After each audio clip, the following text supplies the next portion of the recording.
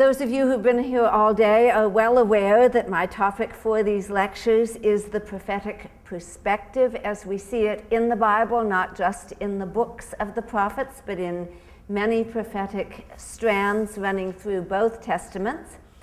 And you have in the handout the 5 aspects of that prophetic perspective that seem to me both central to the biblical tradition in many places and especially important for 21st century ministry. So this lecture focuses on the last 2 of those 5 elements of the prophetic perspective. So the last 2 being the prophet as the trusted friend of God, and prophetic witnessing to the theological significance of those who are outside Israel's covenant with God. I'm going to focus on those 2 elements by looking at the story of Abraham, the first person who is named as a prophet. And everyone has a Bible? So I'm going to be beginning in Genesis 20 and then moving a couple of chapters either side of that, but everyone has a Bible open before them, or that I think we may do. Would you like a Bible? Great. I mean, how can you say no? I wouldn't like a Bible. No pressure. Okay. And I think by focusing on Genesis 20 and the chapters on either side of that, you will find we are at the very heart of Abraham's story and his relationship with God. So, Genesis 20, this is Abraham in Gerar, beginning at verse 2. And Abraham said concerning Sarah, his wife, she's my sister. And Abimelech, the king of Gerar, sent and took Sarah. And God came to Abimelech in a dream of the night and said to him, look, you're dead on account of Sarah, on account of the woman whom you took, since she is a married woman. And but Abimelech had not approached her in a sexual sense. And he said, my Lord, even an innocent nation you would kill?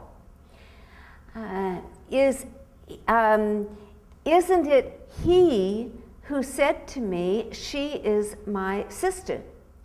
And she too said, he's my brother. In the integrity of my heart, the innocence of my heart, and in the cleanness of my hands, I have done this thing. And God said to him in the dream, I too know that in the integrity of your heart you have done this, and I myself withheld you from sinning against me. Therefore, I did not let you touch her. And now, return the man's wife, for he is a prophet. This is why I'm reading this to you now. For he is a prophet. So he may intercede on your behalf and live. But if you do not return her, then know that you surely are dead, and everyone who belongs to you. Okay.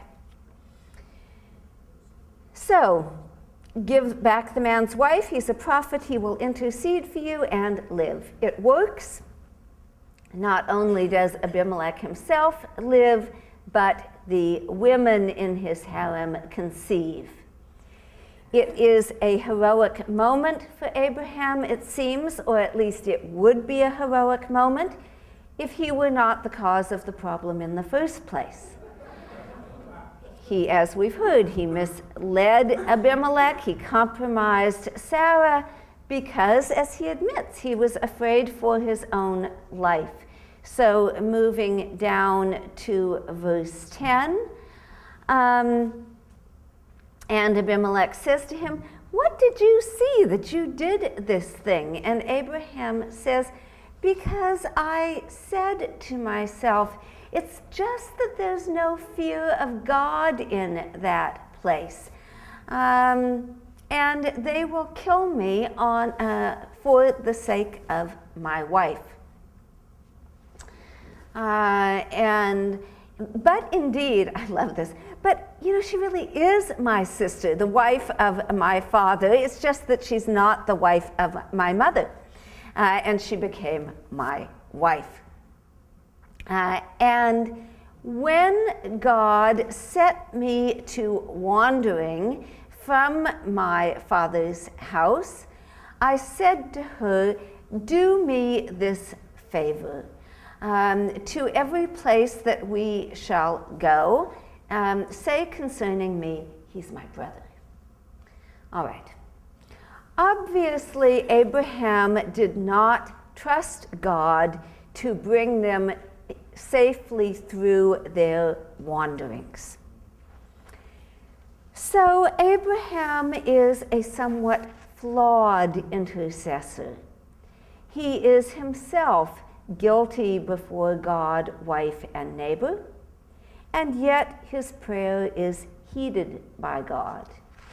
This is important for our further understanding of both intercessory prayer and the prophetic perspective. So much begins with Abraham. The prophetic office itself, the unfolding of God's blessing of all nations, here represented by the Gentile king Abimelech of Gerar, through the blessing through Israel, and indeed intercessory prayer itself begins with Abraham. It doesn't begin right here in chapter 20. It begins in the even more famous scene of Abraham interceding for Sodom in chapter 18. That, you might say, is when Abraham invents intercessory prayer. And as you know, that earlier scene in chapter 18 began with God's self-questioning about how to proceed in the face of human evil. So God says in chapter 18, verse 17, "Shall I conceal from Abraham what I am doing? Though Abraham will certainly become a nation great and formidable, through which all the nations of the earth shall experience blessing." That divine self-interrogation marks a new moment in God's way of contending with radical evil, as here the deity fixes upon an interactive MO, consulting with another moral agent. Remember, he did not consult with Noah. He said to Noah, "Build an ark," but he didn't say, "This is what I'm planning to do," give him a chance to answer back. Moreover, we hear why God chooses this new approach. "For I have known him," God says, I'm in 18:19. "I have known him, so that he may command his children and his household after him, and they will keep the way of the Lord by doing righteousness and justice, in order that the Lord might bring upon Abraham all that he has spoken concerning him." Yedativ, I have known him. As you know, there is a connotation of intimacy that often attends the Hebrew verb yada. The exilic poet, known as 2nd Isaiah, cites God's pet name for Abraham, Ohavi, my love, literally my love, or alternately, you could translate that, the one who loves me. That's Isaiah 41, verse 8. A less literal, but possibly a better rendering of that would be my devoted friend. Friendship is the closest analogy to this bond between Abraham and God, the closest analogy in the holy human sphere. Between these two, there exists the same intimate mutual knowledge and trust that Jesus acknowledges between himself and the disciples. You, I have called friends, John 15. So, now looking a little bit more closely at Genesis 18, I'm in verse 23. And Abraham approached God, and he says, would you really wipe out the innocent with the guilty? Abraham approached God. The rabbis, the early rabbis or medieval rabbis, they pick this word nagash, approach, because they know that sometimes it is used when someone is drawing near God for the purposes of prayer, but other times it's used when one is drawing near to appease somebody, or it's used in some contexts when one person is drawing, usually one king is drawing near another for battle, okay? Different kinds of approach.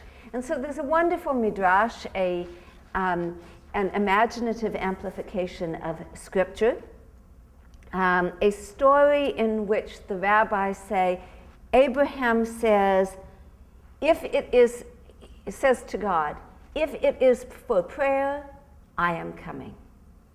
If it is for appeasement, I am coming.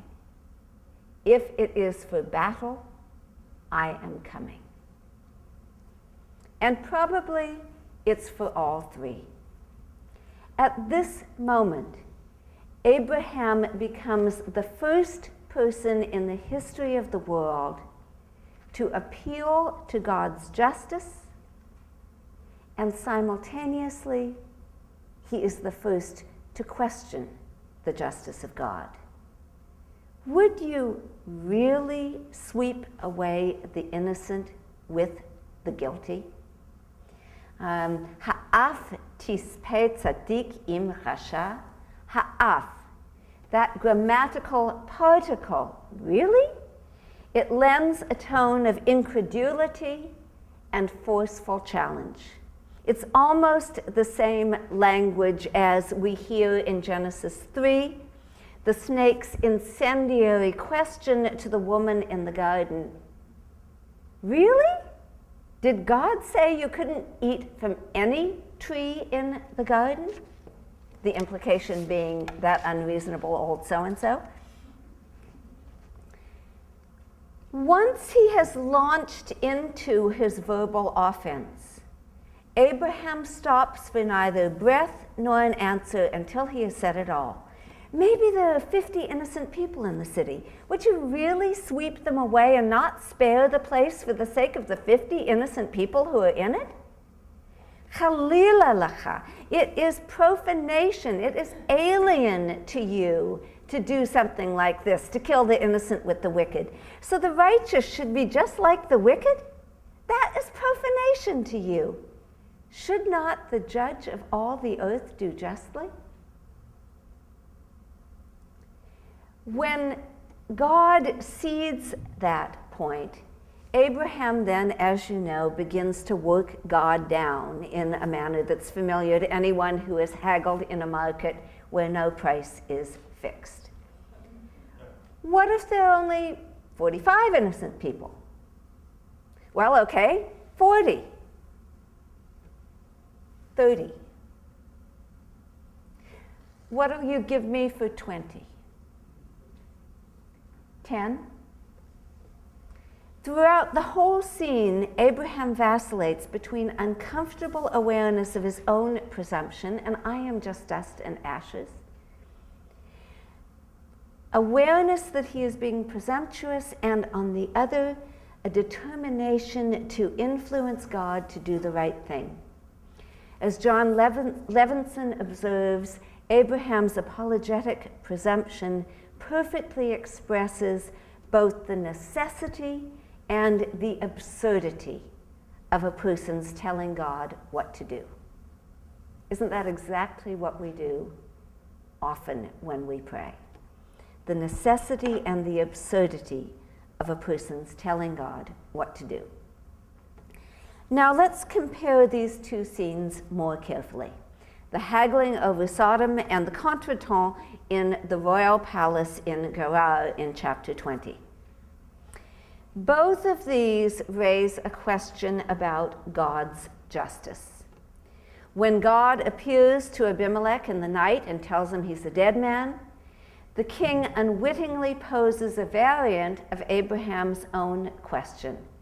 My Lord, even an innocent nation you would slay? But the people of Gerar are a very different kind of Gentile than those of Sodom, and that is important. The scene with Abimelech is, in several respects, the necessary counterbalance for chapter 18. The scene with Abimelech keeps us from making dangerous generalizations based on taking this first story of intercession in Genesis 18, taking that in isolation.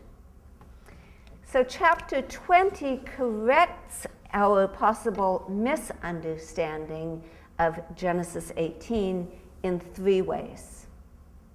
First, the story of Abimelech prevents us from thinking that all non-Israelites are morally reprobate.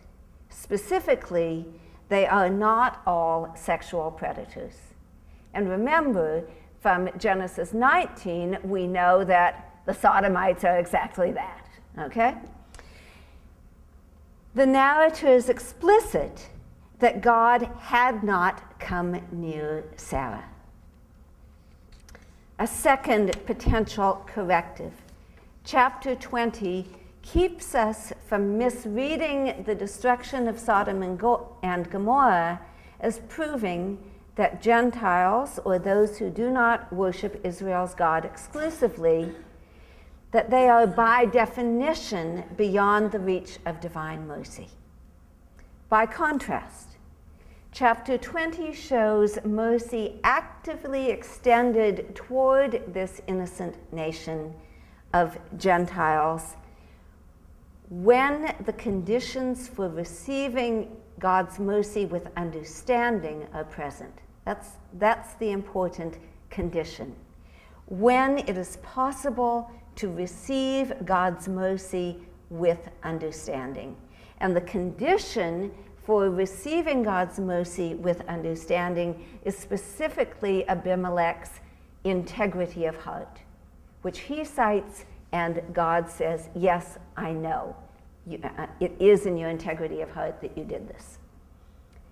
A third potential misunderstanding that is corrected here is a misunderstanding of what qualifies Abraham to be heard by God when he prays. Abraham, as I've said, does not stand before God in the phrase that's used here, standing before God. He is not in that position in a state of perfect or permanent innocence. In this case, Abraham is more guilty than those for whom he prays. So this story implies a question about God's justice beyond the question that Abraham and Abimelech pose directly. Namely, will God heed the prayer even of the guilty if it is a true prayer on behalf of the innocent? The answer is yes.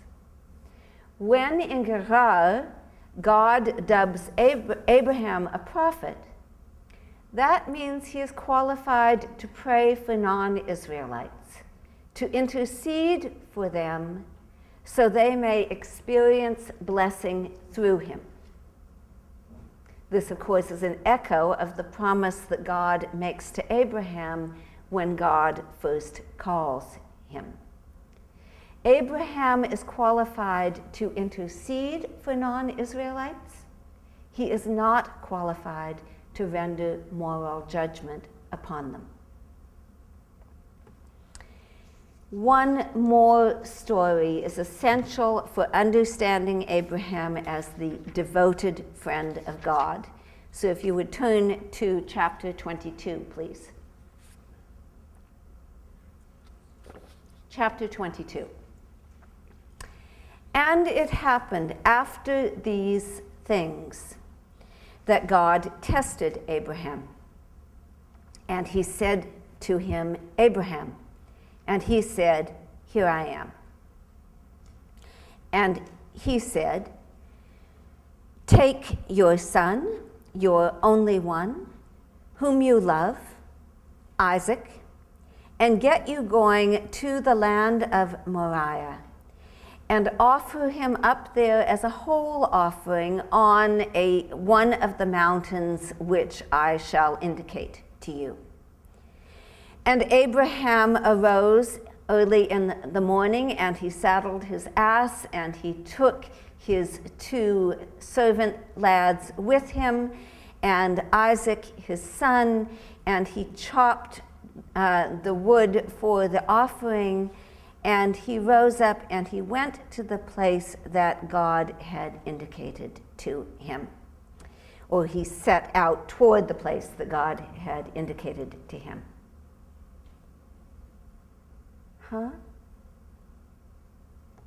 How could the feisty Abraham, who confronted God over the hypothetical existence of a few innocent sodomites, how could that be the same man who now utters not a word of objection when God demands that he offer up his son, his only one, the one he loves, as a burnt offering? That is possibly the toughest exegetical question in Genesis. I want to suggest 3 lines of approach to it, 3 distinct but converging lines of interpretation to this problem. First, just as Genesis 20, the Abimelech story, corrects certain misconceptions with which we might have come away from Genesis 18, Sodom and Gomorrah, so now Genesis 22 corrects certain misunderstandings of Genesis 20. In other words, Genesis 18, 20, 22, we are getting a gradually refined picture of how Abraham stands before God. Consider, at the end of chapter 20, Abraham is riding high with God's sanction, it would appear. Abraham makes out like a bandit, quite literally, from the encounter with Abimelech. So just to read the end of that story, after Abraham intercedes for him and God heals the harem, and more babies are conceived, Abimelech took flock animals and herd animals and male servants and female servants. I'm in chapter 20, verse 14. And he gave them to Abraham, and he returned to him Sarah, his wife. And Abimelech said, "Look, my land is before you. Dwell wherever is good in your eyes." And to Sarah, he says, "Look, I am giving to you 1,000 pieces of silver. I am giving 1,000 pieces of silver to your brother. And here it is for you a covering of the eyes before all who are with you and those you may encounter." So,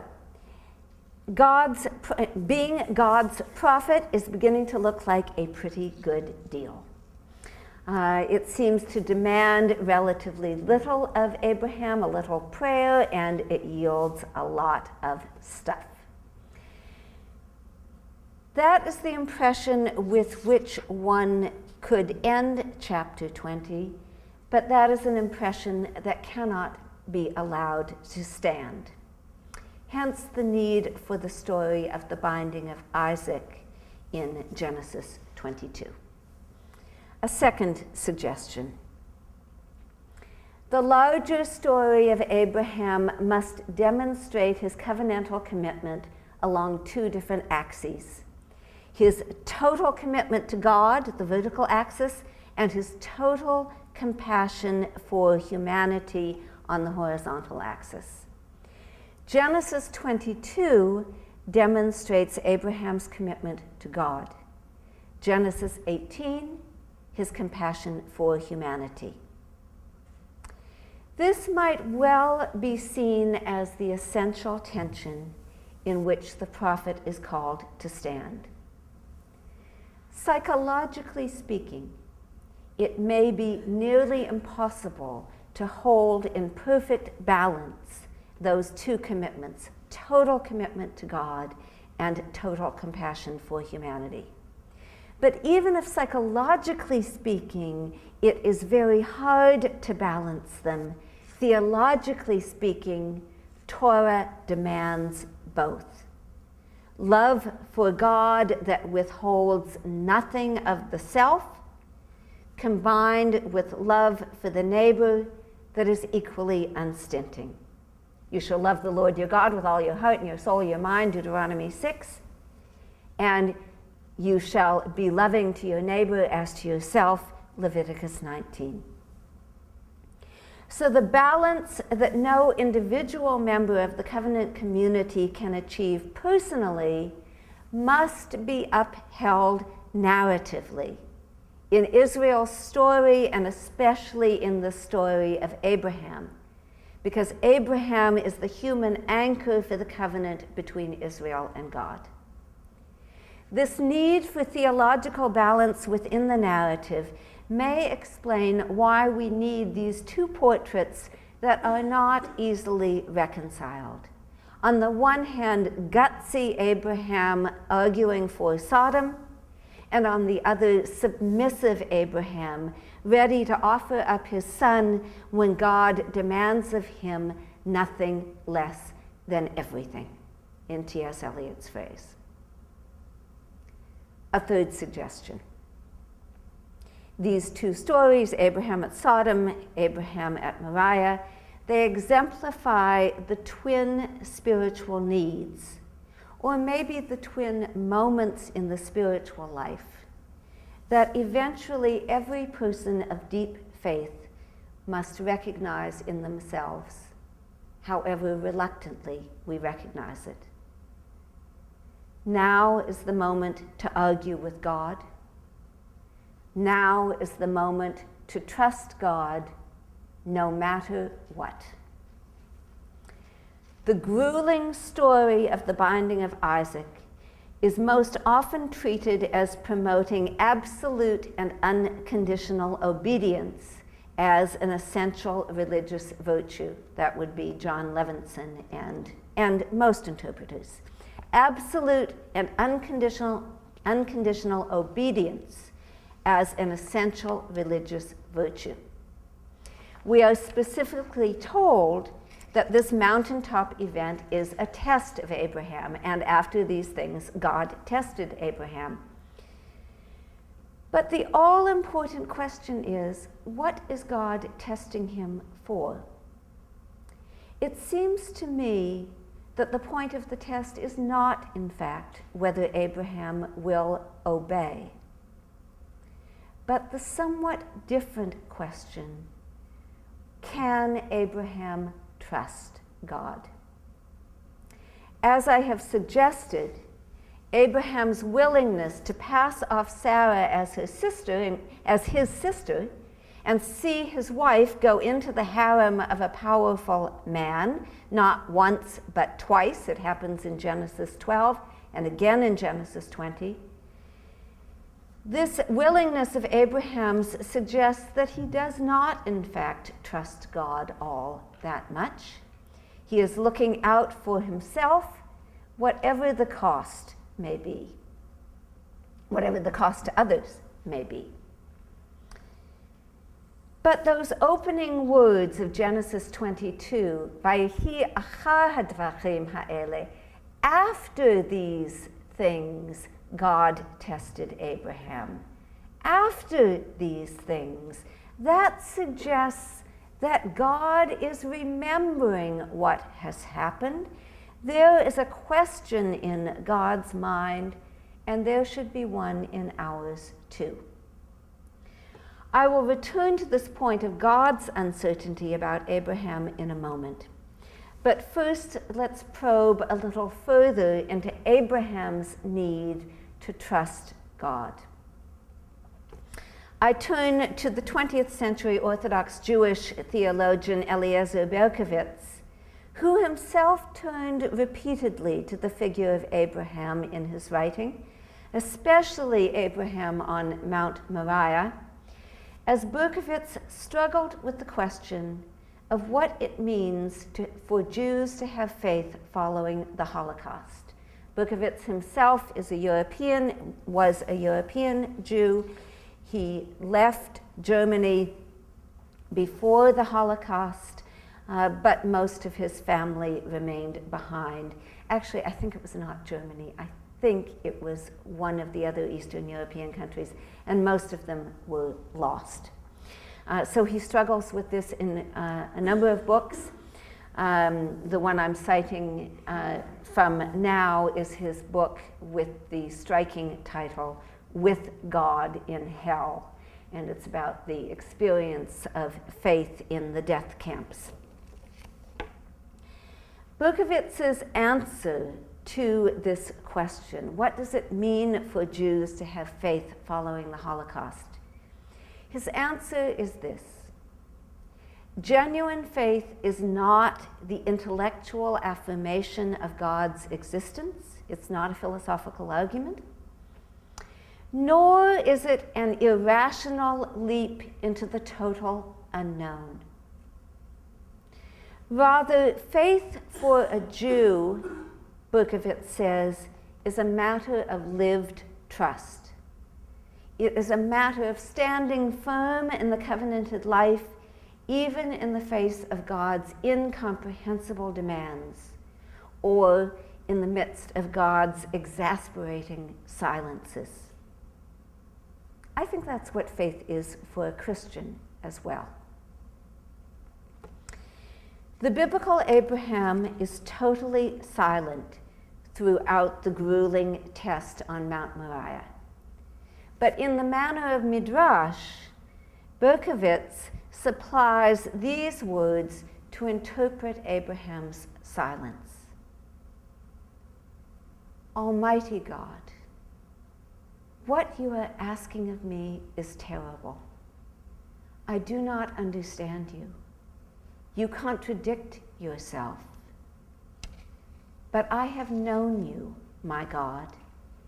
You have loved me, and I love you. My God, you are breaking your word to me.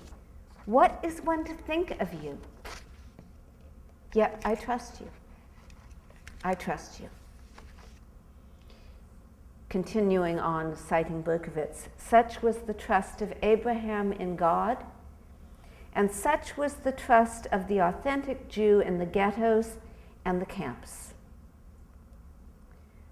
Trust is the bond of love between two who have found each other, who belong to each other. It is not reason that trust rejects. It is the hurt that it overcomes. It is the hurt that it overcomes. Trust affirms the reality of the relationship. It is the truth of the covenant in action. End quote. Thus, Berkovitz has shown what it means for Abraham to know God, as he says in Genesis 18, Yedativ, I have known him. It means that they are intimates. Covenanted life, Abraham and his descendants are gradually formed so that they can trust God. Trust God beyond all knowing and understanding. And reciprocally, through the covenanted life, they are formed so they might be worthy of God's trust. For God's trust in Abraham is also at stake. That is, I think, the only way we can make sense of the divine response to Abraham on Moriah. So I'm in chapter 22, beginning at verse 10. And Abraham stretched out his hand and took the knife to slay his son. And an angel of the Lord in this literature is the visible, the palpable presence of God. The angel of the Lord called out to him from the sky and said, Abraham, Abraham. And he said, yes, here I am. And he said, do not stretch forth your hand to the child, and do not do to him a single thing. For now I know that you fear God, because you did not withhold your son, your only one, from me. And Abraham raised his eyes and looked, and here, and a ram behind him caught in a thicket by its horns.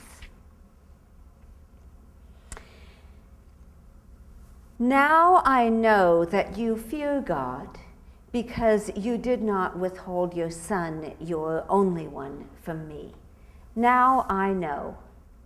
Obviously, there was something God did not know before. I do not see that Genesis offers a lot of support for the doctrine of divine omniscience. There are other parts of the Bible that do.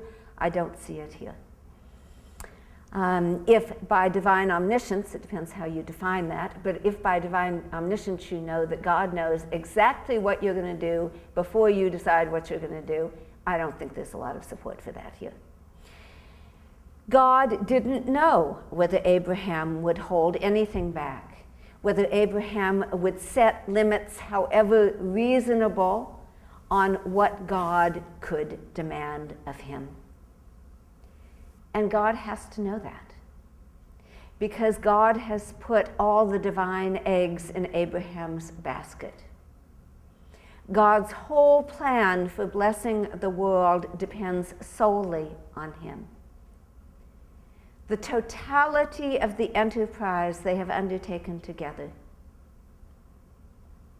and therefore the need for total trust on both sides. That is the only thing that makes this story something other than an account of a sadistic God torturing some poor believer merely for the sake of amusement. If Abraham's God is not to be judged a sadist, and that is biblically impossible, then strange as it is to say, Abraham's God must have a genuine need. A need to know if Abraham is trustworthy. This is a need born out of the most profound relationship possible between God and a human. Trust between God and the human is, as Berkowitz says, the truth of the covenant in action. So now we begin to see how this whole narrative sequence fits together. Genesis 18, 20, 22. Genesis 22 provides the crucial affirmation of the vertical dimension of covenant relationship, which was still lacking after Abraham's intercessory prayers for Sodom, Genesis 18, and for Abimelech, Genesis 20. Further, this sequence of stories is foundational for understanding what it is to be a prophet. The pivotal reference to Abraham as a prophet in chapter 20, that points then both forward and backward to two unforgettable confrontations between Abraham and God. It brings their seemingly opposite theological statements together into what Levinson calls a larger dialectical theology. That larger theology of covenant allows for both presumption toward God for the sake of the world and submission to God for God's own sake. Indeed, it requires both of those, for one without the other would make a mockery of biblical religion, as John Levinson has argued, and I'm going to quote at length from Levinson. By itself, the theology of Genesis 18 would soon lead to a religion in which God's will had ceased to be a reality. The human conscience, having filtered out all divine directives that offended it, would produce a God that was only itself writ large. Left to its own, Genesis 22, on the other hand, would lead to a religion of fanaticism, in which God would be so incomprehensible that even the praise of him as wise or just would be meaningless, and faithfulness to him would be indistinguishable from mindless, slavish obedience. Thus, end quote. Thus, with Abraham, the Bible begins to show what it is to serve prophetically in covenant context, negotiating dual commitments to humanity and to God, from moment to moment discerning when to challenge God on behalf of humanity, when to submit in trust to the sometimes inscrutable divine will. I will conclude by noting that this dialectical theology operates in circumstances more common than those faced by Abraham or the Jews in Nazi-controlled Europe. A hospital chaplain pointed out to me that when a patient receives a terminal diagnosis, the Genesis pattern of human interaction with God is frequently replicated by both patient and loved ones. First, bargaining, Genesis 18, then pleading, Genesis 20, and finally acceptance, Genesis 22. Even, dare I say it, trust. Thank you.